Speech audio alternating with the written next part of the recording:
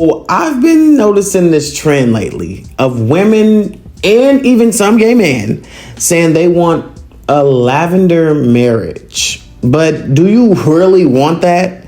Because let's be honest, let's be real here. The gay people in the past didn't even want a lavender marriage. Do you actually want a lavender marriage, ladies? Or do you just want these men to act right? Do you actually want a lavender marriage, ladies? Or do you just want someone who actually listens when you speak? And to my gay man, do you really want a lavender relationship? Or are you just tired of hookups and craving something deeper? A connection that explores your mind, not just your body. Something with stability, emotional intimacy, and maybe finally peace. I can't lie. Maybe we're living through a relationship epidemic, or maybe some people just have forgotten queer history, both women and gay men. Because here's the thing about history. One generation fights like hell for freedom, visibility, and survival, and the next generation sometimes turns those hard-won rights into trendy aesthetics without even learning the pain, the fear, or the why behind them. So I thought this would be a good time to talk about what a lavender marriage really is. Not the trend, not the aesthetic, not the cute storyline, because too often women treat gay men like emotional support pets.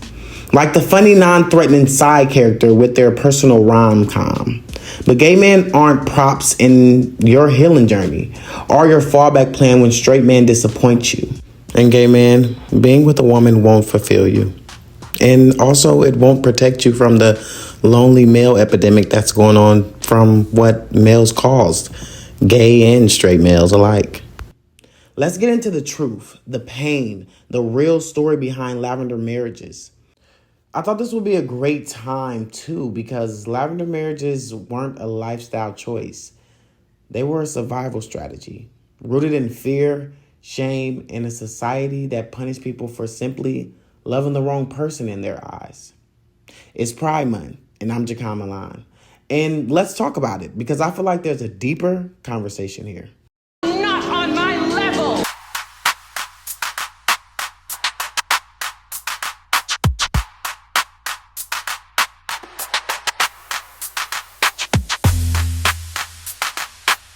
So let's talk about it. The term lavender marriage came out of the 20th century America, especially the golden age of Hollywood. At that time, being publicly gay or lesbian could cost you everything: your job, your safety, and even your freedom.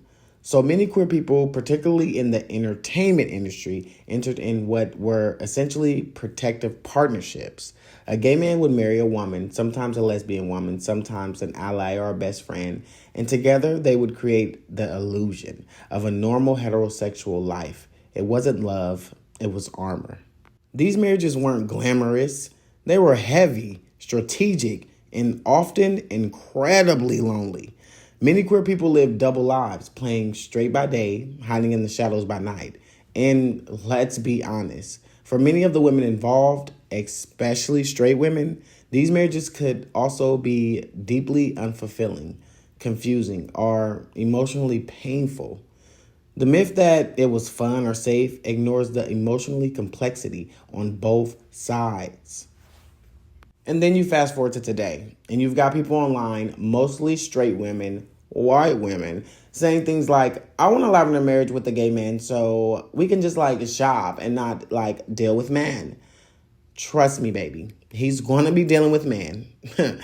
And you got them saying things like, I want to marry my gay bestie. He just gets me more than any straight guy. And listen, while it may sound like a joke, it comes off tone deaf, because it erases the pain and power dynamics that made these marriages necessary.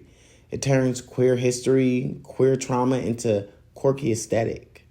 To be honest, I actually noticed a certain race of people do this a lot, with different races and cultures and just anybody. But here's the truth.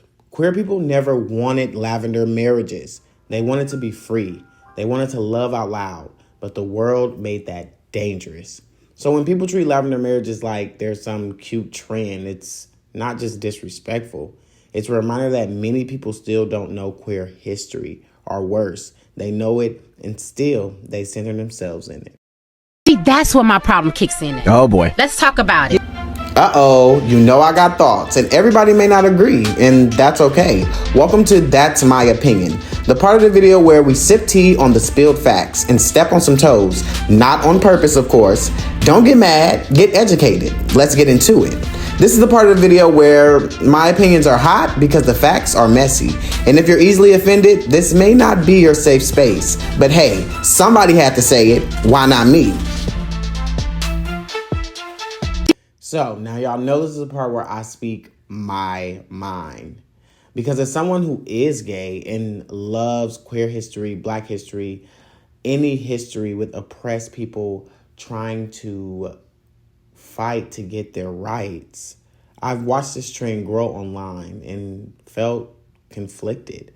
On one hand, I get the humor, but on the other, I see how easy it is to laugh at something you haven't lived the weight of.